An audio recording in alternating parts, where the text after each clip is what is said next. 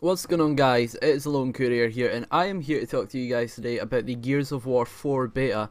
Now, I haven't played much of this game. I've probably played about 2 or 3 hours of it, so I've got a bit of an opinion on it, but not too big an opinion, so I just want to talk about it quickly. So yeah, Gears of War 4. Just want to say right now, if you don't like any of the other Gears of War games, you're probably not going to like this one. It's just the same. It's basically just another Gears of War game, you know. There's not much they can actually change going from Gears 3 to Gears 4. You know, it's fundamentally the same game, like the same cover mechanics. A lot of it is basically the same. Especially when it even comes down to weapons, they really got the weapon balance right in this game. One thing I'm not very keen on is the active reload system in this game. It's the same as the other ones, but there's this new system where previously in Gears of War, if you wanted to do like a perfect active reload, you know, which gave you benefits like you could fire faster or have more damage, you had to empty out your full magazine or just fire a little bit and then reload. But in this game you can kind of just reload whenever you want and do the perfect active reload. I'll show you right now.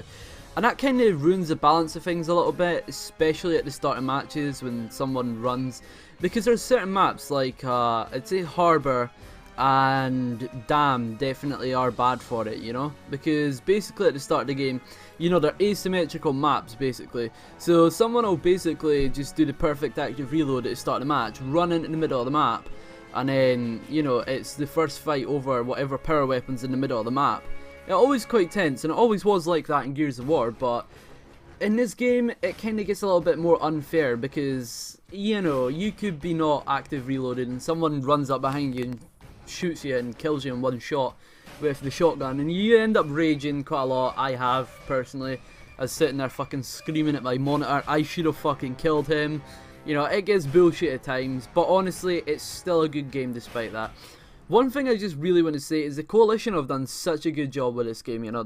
It's too often that a game will be handed over to a different studio, and the different studio will fucking ruin the game, like Halo 4 or Halo MCC. Halo 5 was good, but Halo 4 and MCC were terrible.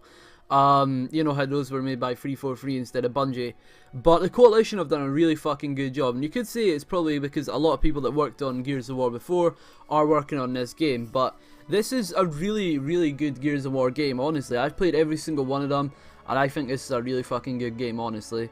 In terms of like longevity, how much I could play it, it's still Gears of War, so it's not really one of those that you end up playing for hours on end. I mean, personally, you could play it for hours on end. I can't because, you know, it just kind of gets a little bit boring after a while, you know what I'm saying? Especially with the beta, because there's only like 3 maps with 2 different modes. I prefer to just play TDM instead of dodgeball. But you know what I'm saying, it's not the best variety that there is in the beta, but it does have some pretty good weapons, and you know, the maps are really good, honestly. They're just average Gears of War maps, you know, and Gears of War doesn't really have any shitty maps, to be honest. I mean, there is the occasional shit map, but you know, they're all good. You know, they're not exactly the best, they're not exactly like Grid or those maps from the original Gears of War, but they are good, nonetheless. They are really good. One other thing that I quite like is the new enemy team that there is in this game, which is called the Swarm. Now, I don't know much about them. I don't know if it's been announced or if has been stuff about the Swarm. I haven't read much about them, but from what I can tell, they seem to be like the new version of the Locust or whatnot. And you can tell that they're just going to be the new antagonists for the entire game. And I feel like they're a bit like the Locust, maybe like a different version of them, which is kind of cool. I mean, basically they're kind of the same, you know, they're about the same size as the Locust and whatnot, so I guess they are still just Locust, but with a different name and whatnot. I mean, it would make sense, because the Queen died in Gears of War 3, so if they sort of formed together under a different kind of, like, regime or something, I don't know, it'd be quite cool. But overall, it's really good, and, you know, it's a good Gears of War game. I can tell this game is going to be really good. In terms of power weapons and whatnot, there is some pretty good ones in the game so far. You know, you've got the long shot sniper, the torque bow. There's a couple of new ones. Well, obviously there's the boom shot that comes back. There is this new weapon called the drop shot. It's really hard to use, but it's really, really fucking cool. And honestly, it does get a bit annoying at times, but it's cool regardless, you know. Basically, if you fire it up, it'll just launch straight down. So if an enemy is behind cover and you can get the shot above them, it will kill them instantly, which is really fucking cool. So yeah, I mean, it's pretty good to get enemies out of cover and whatnot. This game, so far, it feels really fast-paced, I guess. Sometimes it's fast-paced, depends, you know. Sometimes it's really slow, but you know what it is. Especially when it's like 1v4 on TDM, you know, when it's on the final round. Another thing with TDM is if you're not used to Gears of War, it's not like fucking Call of Duty where you get like a 75 score limit.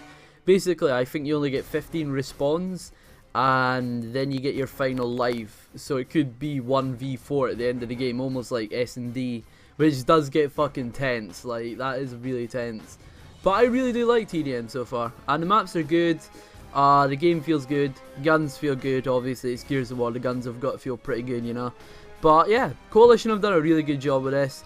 One gripe about it is the beta code's being sent out. I know that's been a bit of an issue, but I got my code from O2. Fucking real MVPs right there. They sent me a code.